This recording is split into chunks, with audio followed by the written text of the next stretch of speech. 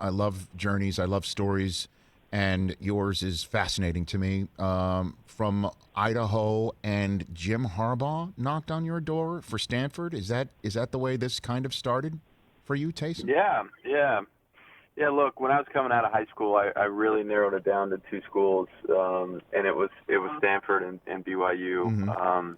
And ultimately, I ended up, signing to play for Stanford. I really wanted to play for Jim. I felt like he had a great idea of how he was going to use me and what my skill set was. And he obviously went to the Niners while I was in the mission field, and a few things changed, and so I ended up going to BYU, and I loved my time there. But yeah, I really enjoyed my time getting to know Coach Harbaugh, and was obviously excited about playing for him initially. So where'd you go on your mission? What was that? I was in Sydney, Australia. So graduated in 2009, and then I was in Australia from 2010 through 2011. And then you came and you went to BYU. Are you aware? Because we had Sean Payton on the other day, and I asked him when he first laid eyes on you, Taysom. Are you aware that preseason game in 2017 with the Packers, where you were performing, that you were part of a cut-up tape for Max McCaffrey that he was keeping an eye on? He saw you. Were you aware that your preseason performance, in a way, led to all of this, Taysom? Yeah, I was. I had a conversation with Coach when he first claimed me, and he told me the story. I was actually with Max.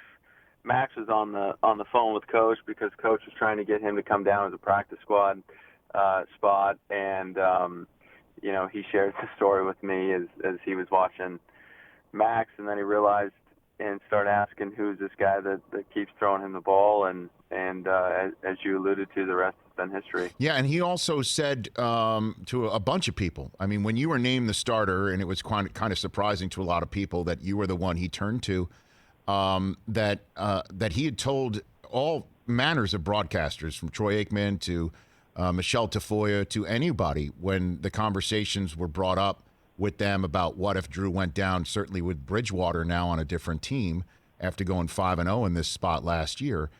He said it would be Taysom if we lose Breeze for any specific period of time, and he wanted to be true to his word.